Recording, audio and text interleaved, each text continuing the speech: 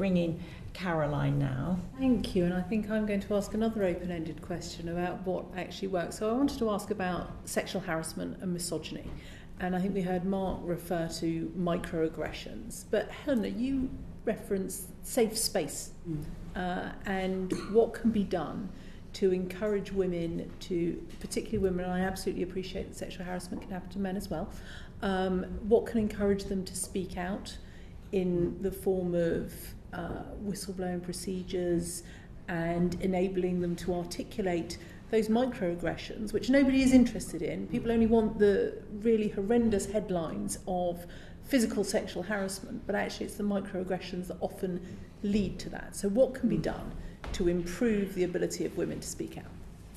Well, thank you for asking me that question, because I think it actually gets to the heart of this whole sort of sexism issue, because the really striking thing from all 20 of the testimonies that have come forward is the fear factor. And it has really taken my breath away, if I'm honest, because there is such nervousness about if their confidence is broken, as women that come forward. There's also testimony that in each time where the women have escalated that what's happened to them, it has made their working lives worse. And we've undertaking a survey that's open right now. I mean, the safe space is still open. If anyone's watching this, listening, reading this testimony, please do take advantage of it. It's on our website. But we're doing a survey at the moment to find out, would people feel confident speaking up, or if they experience or witness something, and if not, why not? So we've given a menu of options, but also asked people what's going on. The things that are coming out are multiple, so there's no silver bullet as usual. There is it's clearly rational. Women see, they report something, and then the firm investigates, gets behind, closes ranks behind the more senior person, going back to the abuse of power issue, and that person might be let go, but they're kept in the system. They're put back, bad apples put back in the system, but they're very rarely let go. And often the woman ends up leaving the firm and just thinks, I can't deal with this anymore, or her life's made so uncomfortable. So it's very rational for people to think, well, I'm not going to report something because that might happen to me. There's a distrust of HR. I have quite widespread. I have quite a lot of sympathy with the HR departments, because they're doing a very difficult role here. We have 2 specialists of HR on our Safe Space project team. They get frustrated if people don't report something quickly, so then it becomes harder to establish the truth. But often HR is seen as just on the side of the firm, not supporting the employee. And I think there's a different way of handling that. In other departments like compliance nowadays, you have people who would be down as advisory and monitoring. So you separate out the people who are there to sort of help out and people who are there to check up. And I think perhaps we should look at the same sort of situation for HR. One of our HR specialists actually reports to the chair of the company, not the CEO, which gives more independence. So there are some things there.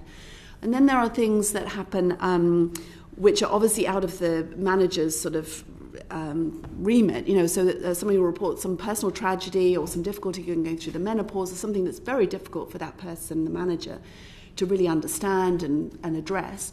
And again, we're kind of asking too much sometimes of people to suddenly be a specialist in, bereavement or kidnapping in one case, or, like some terrible situations that really are beyond. So I think we need to rethink how we support people, because so often they're scared of the investigation process. They don't want to face the person who they say has perpetuated the offence against them. And yet, obviously, there needs to be a fair hearing. So there's a lot to be done. I don't exactly know the answers yet, but I think by analysing and finding out what people say is the reason why they won't come forward, we'll have a better idea. And are NDAs helping those bad apples to whom you referred? So yes, in fact, in the responses to, we'll get on to, I'm sure, the consultation papers that the regulators have put out on diversity and inclusion in the last week or two.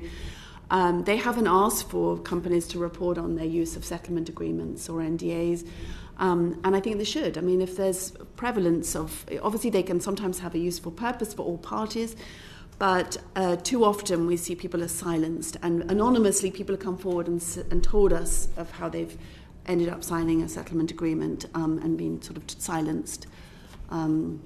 And they feel bad about being bought out by it, but they don't see any other option for in any way emerging with anything intact from the problem. Marking quickly on that. So, look, you said it, 20% of male employees in the city think that diversity's gone too far. and we know that boards are predominantly still white men. Where are the allies who are making sure that there are reporting lines that Alicia has referred to and that the culture has changed? It's a huge problem. So certainly in our evidence, 50% of the women who we asked said they'd been sexually harassed or had experienced misogyny in the workplace. Not one of them wanted me to share their name. Yep. For obvious reasons. Not one of them wanted to come here in person today, which is why I'm here. I got a letter yesterday from one of our members. It's a harrowing letter, but the last paragraph reads, "So many otherwise, at least relatively good men, turned a blind eye because he was a partner and dealing with his behaviour was probably too problematic." I think my call, and you're talking about male allies, is this is a male problem. This is happening to our mothers, our wives, our girlfriends, our sisters, our daughters. And men have got to stand up and solve the problem in the workplace at all levels every day.